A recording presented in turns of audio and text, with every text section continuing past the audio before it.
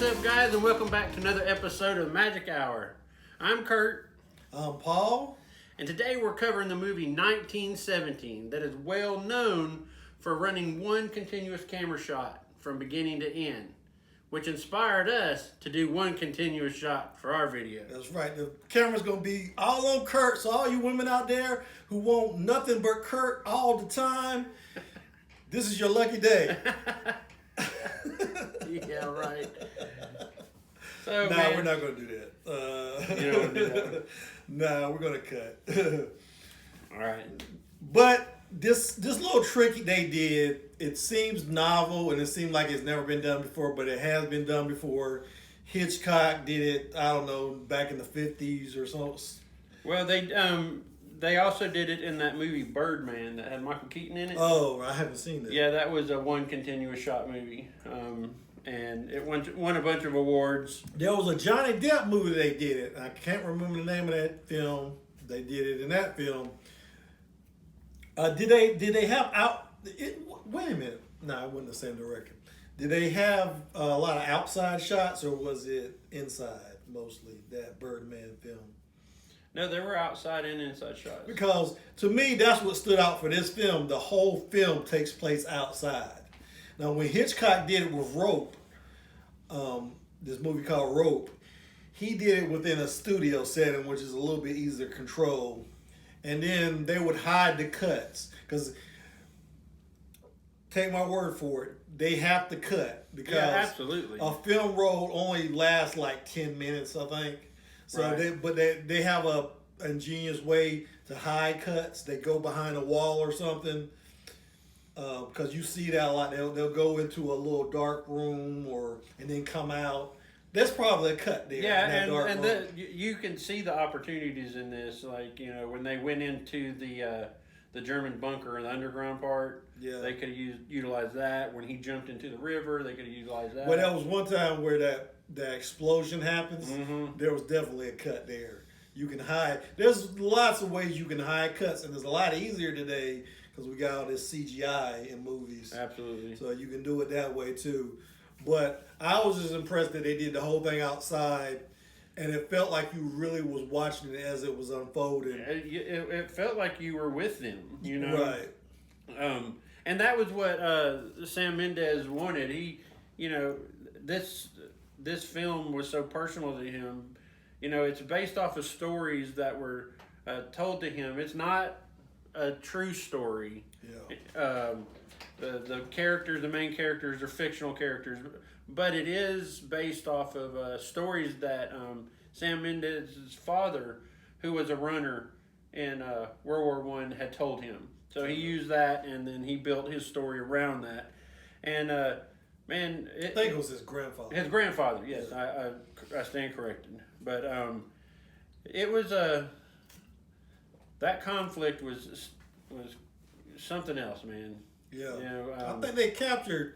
This is probably one of the few films I think captured just the pointlessness of World War One, and how these people died for like literally a few yards of earth. Yeah, they spend months fighting over just very small swatches of land, and but getting to how good the film was.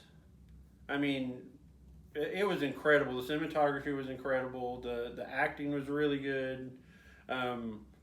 We were talking about 6 degrees of Game of Thrones separation, where we have a couple of Game of Thrones characters pop up in this movie. It was Dean Charles Chapman, who played the young Cersei's youngest son. He plays the main character in this, and then George McKay, who played Lance Corporal Schofield. Well, actually, he's kind of more the main character. He is. Yeah, well, they kind of surprise you. Yeah, they throw you a curveball in there, where you think that this Dean Charles Chapman, Lance Corporal Blake.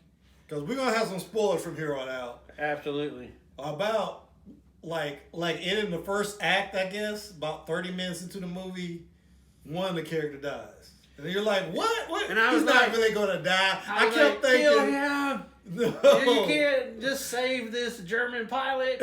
I knew something was going to happen, man. No, but I was like, they're not going to kill him this early. No, there's no way. And I'm like, oh, that stab's not that bad. And then it's like, he's losing so much blood, he's like hallucinating. They're like, okay, maybe it is. Oh, man. Well, so the plot of this movie basically is Germans have moved miles away from where their front was to these fortified positions, the Hindenburg line, which was a real thing during the war. Hindenburg. It's like Hindenburg line. Yeah, Hindenburg, like that big air balloon. Well, Hindenburg was a general. Right. Was a German general. So I don't know. He's the same guy that built the airships. Yeah. Okay. So they have to move their.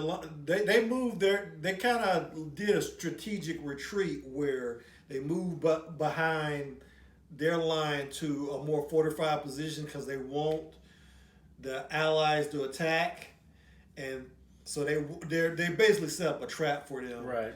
And aerial reconnaissance has discovered this, but the 2nd Battalion, which is about to attack this position, don't know that it's a trap. They feel that the Germans are truly in retreat and that they're weak. Right.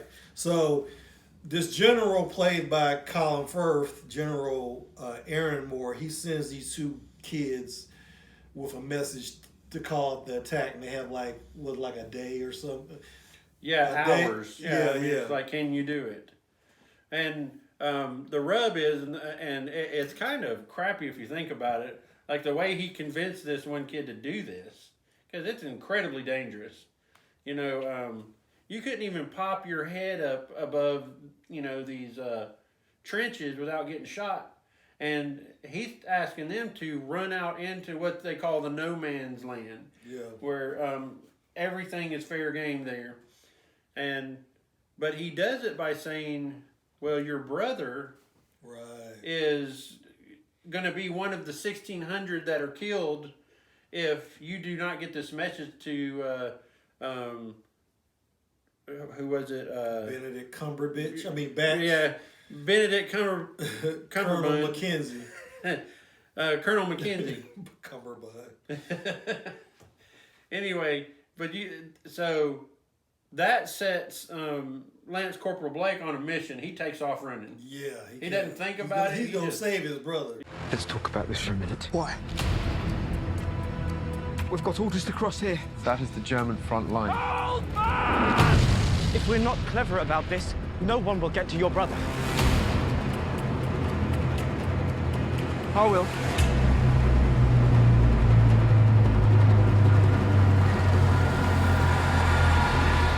If you think about the psychology of that was a dirty, low-down trick, man. But, so he was allowed to grab somebody to go with him. But he told him this before he told him what they were going to do. Yeah. So like he said later, why did you pick me? That's what Corporal Schofield said. And he's like, dude, I thought we were going to go get some food or something. I didn't know it was going to be this. Right. So anyway, like you said, they set off on some of the most gruesome scenery and an environment where there's just corpses everywhere, dead animals. I mean, as the Germans retreated, they killed everything, even cutting down fruit trees so that the enemy couldn't use them for food. And they come across this small farm, little tiny farm that has this little, I don't even know, what kind of fruit tree orchard in it. I think it was it cherries? It might have been cherry trees, I think. Something like But that. anyway, what happens at this is they find the farm abandoned. And, they're trying to find food, anything they can, because food has been hard to get on the line. Mm-hmm. So they're hungry. And as they're getting some milk, I think it was, they found some milk. They see these biplanes up in the air having a dogfight. Well, then here comes this plane that just it gets shot down by the Allied troops, so you know it's a German plane, and then it just comes straight into the camera and crashes into the barn, and then the dumbest thing ever is you're pulling the enemy out trying to save him. Yeah. And I'm sorry, but I agreed with Corporal Schofield. Put him out of his misery, because what happened is he didn't. Then when Schofield, Blake told him to go get this injured German pilot some water, and when he turns his back, the German pilot pulls out his dagger and stabs Blake in the stomach, ultimately killing him. So now you have one guy who's got to get this important message to the front before they attack. And it was pretty exciting. He just goes through it. They put him through all sorts of hell. Oh, they do, man. I mean, at every turn, there's some kind of danger he has to He run gets away from. sniped at, and then he walks through the destroyed town, and that was a cool scene where they were firing. He was walking through this ruined town, and they were shooting the flares. The flares, man. That was a beautiful scene. I man. was watching a lot of credits to Roger Deakins. He's the cinematographer in this movie. He did it. He's the guy that did Shawshank Redemption. He was great, man. And that was a magical scene. Going back to what we had talked about earlier about it being one continuous shot, I watched a little featurette about them talking about how they did it, and they had to completely choreograph every move in this thing, including, you know, the shot of the flares, because they couldn't have unnatural light. So they were having to wait for the clouds to roll in on certain days. Yeah. And then they'd be like, let's go, let's film. They'd film for like 5-10 minutes. Then they'd have to stop because the sun would come back out. And it was stuff like that so that they could keep the continuity of the shot all the way through to the end. And there's a point in it where he comes to like the square of this destroyed town, and this huge church is on fire. And this church is lighting the whole town up. Well, you find out later that what's inside the shell of that church, well, I found out in the featurette, was because lighting was so strategic in this, that it was a bunch of lights inside this fake building that they had turned to a fire color, and then they used that to light the scene. Oh. It's pretty cool, man. I mean, it's pretty cool. Like, this guy, Roger Deakins, he's a genius, man. I think he did Blade Runner, the new one. Mm-hmm. He's done some other movies, too. What of note else has he done? He's done. He's like famous. He's famous in Hollywood. I can't think of all of them, but I know Shawshank Redemption always sticks out for me, because you look at that film. That's a beautifully lit film. I wish I had done some more research on it, but I'm sure there's some. Let me look real quick, but I'm sure there's some even more. Okay, so I got 1917 Blade Runner, Sicario, Prisoners. Oh, Prisoners. That was No Country for Old Men, Skyfall. Right, okay. So he's worked with Sam Mendes before, because Sam Mendes did Skyfall. He did Skyfall, right? Jarhead. Sam Mendes did Jarhead. So the Goldfinch. Oh Brother, Where Art Thou? So he's done a lot of very, very good movies. Yeah. What would you overall? What was your thoughts on how good a movie this was? I thought it was a 5, definitely. Yeah, I would say that this is the closest to 5 that we've got. This is one of those movies, if you see it, like, it's going to be one of those movies, they play it on television, and you, like, flipping channels, you're going to stop and just, like, watch it. Right. This is going to... Because you can pick it up. It's one of those movies, you can pick it up no matter where it is. You don't even have to know what's going on.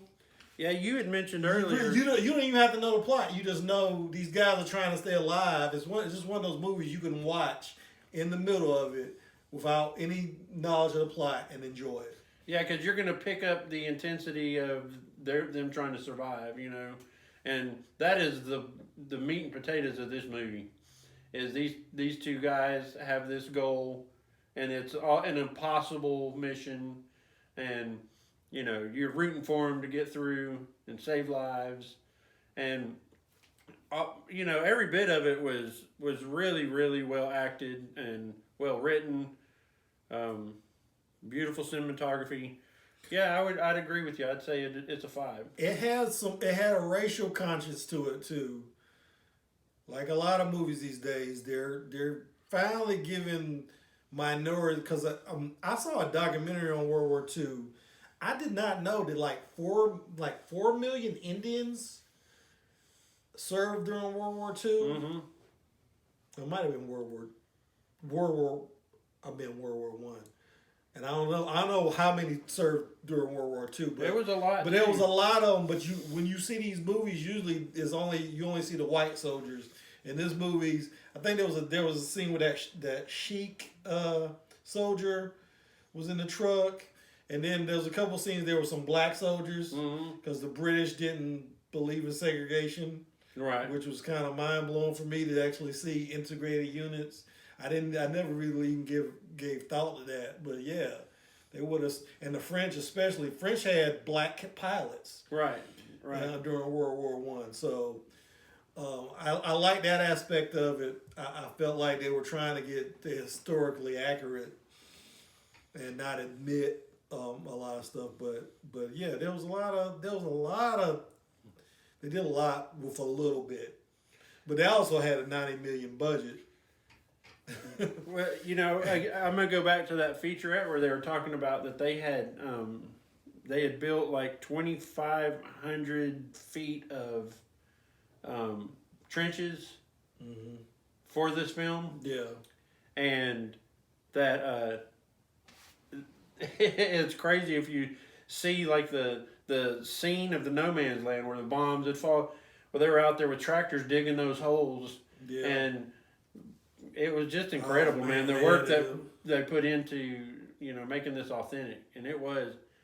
And, it showed, too, that the Germans were very, very good at engineering, man. Oh, yeah. Because if you looked at the Allies' trenches, and then when they go into the German trenches, it was like... They had concrete walls and flat... They had that one scene where there's like a whole bunker under the ground. They had beds. Yeah. The guy's like, look at this. And he puts his hand on the mattress. And it's like, oh, my God. Yeah, the Germans definitely, and I'm gonna assume that that's historically accurate. That they were just, I don't know, it might because if you looked at the British side, they were just sleeping in the mud, right? And then you go over there, and it was like completely different. And we know the Germans are incredible engineers and always have been. Mm-hmm. So. That was just something I noticed about the film. So stop teasing us. Stop teasing us, Kurt. What's your score? I said I agreed with you. I'm going to give it a 5 as well. And what's crazy about this one, because a lot of the films that you and I review will have like high audience. The audience will usually be like, "Oh, that they thought." Audience always likes the movies more better than the critics. If you see a bad audience score, avoid that movie like the plague, because it's gonna be bad. Because I can understand having a movie that has like 50% from the critics and 90% from the audience. Because critics they're kind of like me. They're just really harsh. So in this representation, you're the critic and I'm the audience. So to speak, that's not a bad balance to have. Right. But yeah, I think because like for example, Rise of Skywalker had like a 50% rating from the critics, but you look at the audience score, it's like 80-something percenters. So and that's just about right. Because when I saw that movie and came out in the theater, I was happy. I liked it, and when I did my no spoilers review, I gave it a good review. But then when I started thinking about it, because I didn't really have time to think about how bad it was, Yeah. And then and I think when we finally did our review together, I gave it like a 2 or something. Yeah, you went down significantly. So yeah, that just Well, it's already made $37 million in the box office. yeah. So Now- it beat out Rise of Skywalker. It did beat This out Rise of the Skywalker. I think it was like leading all of the box office this weekend, wasn't it? Yeah. So And it they only definitely- projected it to do 20 to 25, so it's way above projections. And that's they'll get their money back. I think a lot of that had to do with all the old people that came to see this movie. I think a lot of these people were born in 1917. Yeah. There was a guy with a walker in my theater. I had to wait for this guy was going up the stairs for a while. I was like, oh God. He probably fought in World War One. Probably. But it was a good movie. Definitely worth seeing. It will be in the Oscar buzz. This one will. They did a limited release in December, so that specifically so they could get in the Oscar. They already won some Golden Globes. I don't know what for, of course, because I don't do my research properly. We got to get better at that. They did win some Golden Globes though, but yeah, I can definitely see them getting. They got to get a cinematography award at least. At least, but just for that flare scene. I think the acting was really good. I think they should at least, those two young guys should get a nod anyway. But That's it. That's it, guys. That's all we got for this one. Go see it. You will enjoy it, and we will be back on the next movie. I think that's gonna be Bad Boys. Bad Boys 3. Bad Boys 3. Yeah. I think that's what's coming out next week. So, oh God, drunk too much. Like, comment, and subscribe, and We'll see you. we'll see you when we see you. Thanks for watching. See you guys.